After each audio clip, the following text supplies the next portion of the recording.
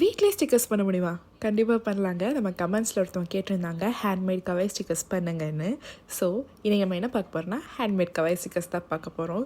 இதுக்கு நான் பின்ட்ரெஸ்ட்லேருந்து எனக்கு பிடிச்ச மாதிரியான இமேஜஸ் தான் டவுன்லோட் பண்ணி எப்போவும் சொல்கிற மாதிரி பேஜ் காப்பி ஆப் யூஸ் பண்ணி நான் ட்ரேஸ் பண்ணி எடுத்துக்கிறேன்.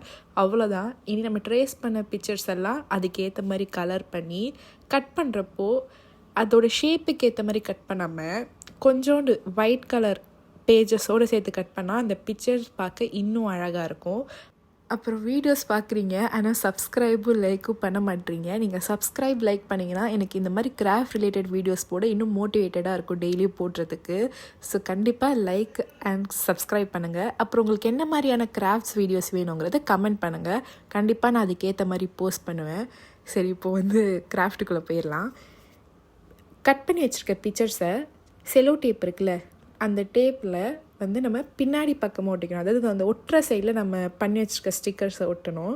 எந்த அளவுக்கு நான் சொல்கிறது உங்களுக்கு புரியும் தெரில, வீடியோ பார்த்துக்கோங்க, அதை பார்த்தா உங்களுக்கு புரியும். அந்த மாதிரி ஒட்டி விட்டுட்டு பட்டர் பேப்பர் இல்லைனா நேம் ஸ்லிப்பு எடுத்ததுக்கப்புறம் பின்னாடி ஒரு பேப்பர் இருக்குல்ல, அந்த பேப்பர் கூட நீங்கள் அந்த ஸ்டிக்கர் பண்ணுறதுக்கு யூஸ் பண்ணிக்கலாம். அவ்வளோதான், நம்மளோட handmade Gavai stickers ready. 1K subscribers ஆனோடனே என்னோடய சப்ஸ்கிரைபர்ஸ்லேருந்து ஒரு 2 பேரை சூஸ் பண்ணி கிஃப்ட் தரலான்னு இருக்கேன். கிவ்அவேலாம் இல்லை, என்னோட ஒரு லவ் ஆஃப் டோக்கன் மாதிரி. இதை பற்றி நீங்கள் என்ன நினைக்கிறீங்கன்னு கமெண்ட்டில் கண்டிப்பாக சொல்லுங்கள்.